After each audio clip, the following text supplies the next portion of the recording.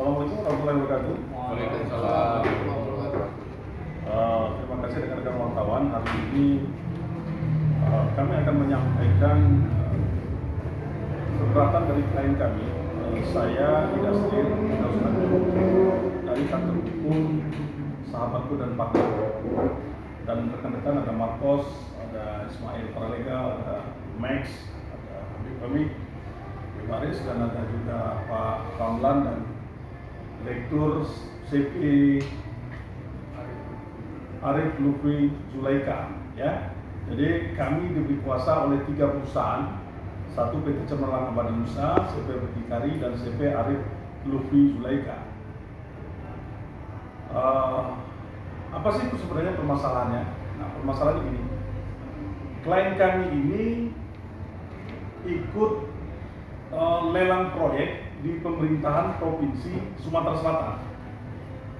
Di pemerintahan Provinsi Sumatera Selatan, di mana 3 perusahaan itu ada yang ikut satu proyek paket, ada yang 4 dan ada yang 6 paket. Nah, dari paket-paket tersebut, dari harga APS ya, harga APS, ketiga klien kami ini harganya di bawah harga APS, di bawah harga APS, di bawah harga yang ditetapkan oleh oleh panitia, oleh PPK. Sedangkan perusahaan yang menang harganya memang di bawah, tetapi lebih di bawah lagi perusahaan klien kami ini. Salah satu contoh saya akan bacakan.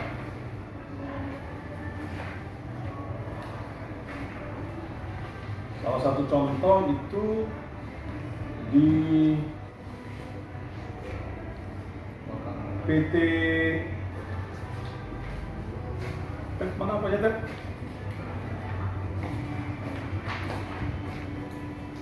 Abadi Nusa.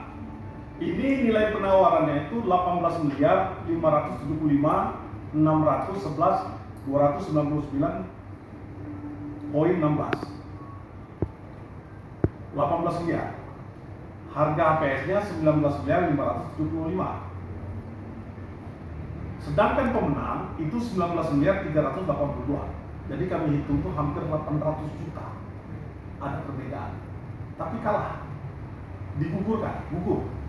Karena dianggap ada syarat. Yaitu syaratnya itu adalah administrasi ya. Artinya dia minta tangki distribusi aspal.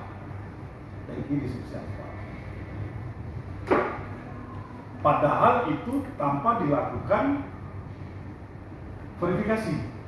Saat evaluasi langsung digugurkan tanpa dilakukan verifikasi. Nah, kami pun telah melakukan somasi. Kita somasi sebagai bentuk etikat baik dari klien kami lakukan somasi. Dan mereka membalasnya, somasi tersebut. Pada tanggal 21 kami masukkan somasi kedua, sekaligus kami audiensi. Ya, untuk musyawarah dengan mereka.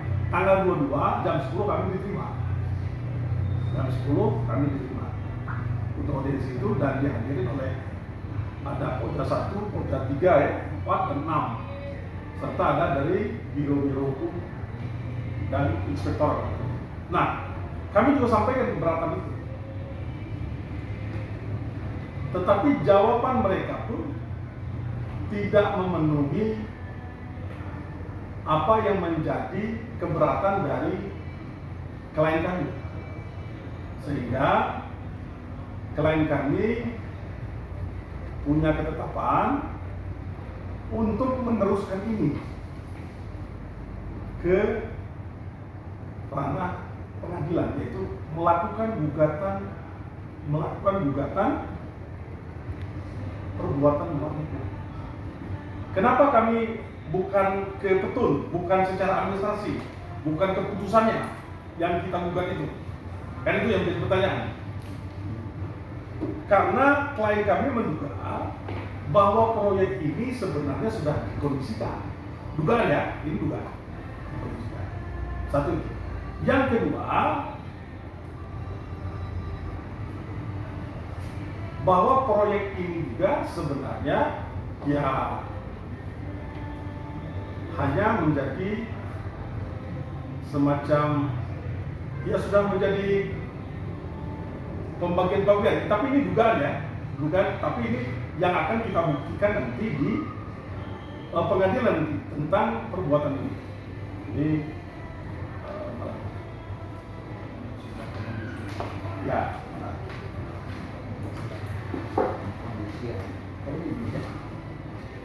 Nah, ini bahwa patut diduga terdapat praktik yang berpotensi mengurangi prinsip-prinsip persaingan usaha yang sehat sebagaimana dimaksud dalam pasal 22 Undang-Undang Nomor 5 Tahun 99 tentang larangan praktik monopoli. Ini dugaan kami ya, dan ini yang akan kita buktikan nanti di pengadilan negeri tentang perbuatan melawan hukum itu. Terus yang ketiga, patut diduga terdapat intervensi ataupun perlakuan yang tidak sama terhadap peserta tender sehingga perusahaan-perusahaan tertentu dinyatakan gugur sedangkan perusahaan lain ditetapkan sebagai menang. Ini pun harus kita uji. Makanya klien kami nanti akan melakukan gugatan itu. Ya. Nah, kayak gitu. Nah, klien kami ini adalah perusahaan yang sudah sangat berpengalaman di dalam mengerjakan jalan ini. Ini bukan perusahaan baru, sudah punya track record yang panjang dan lama di pemerintahan baik nasional maupun kabupaten kota. Dan persyaratan administrasi yang dianggap tidak berkesesuaian itu pun digunakan di proyek yang lain seperti dia proyek APBN di kabupaten kota. Tidak ada persoalan, tetapi di sini dipersoalkan. Ini yang harus kami uji juga. Pengujian ini bukan hanya kita lakukan di pengadilan, kita juga akan lakukan ini juga. Klien kami juga akan melakukan ini. Nanti akan diuji juga di APH lain seperti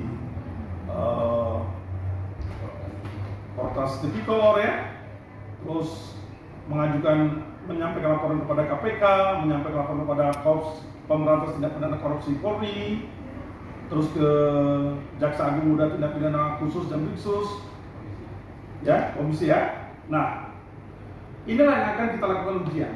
Kita menguji di sini, betul tidak bahwa ini sudah sesuai dengan prinsip pemerintahan yang bersih. Nah, inilah harapan kami kepada Gubernur Sumatera Selatan, Bapak Herman Deru ya tentunya, untuk juga memperhatikan hal ini. Jangan sampai ini menjadi berkembang, karena kita tahu bagaimana pemerintahan Prabowo saat ini begitu konsen dengan pemberantasan korupsi.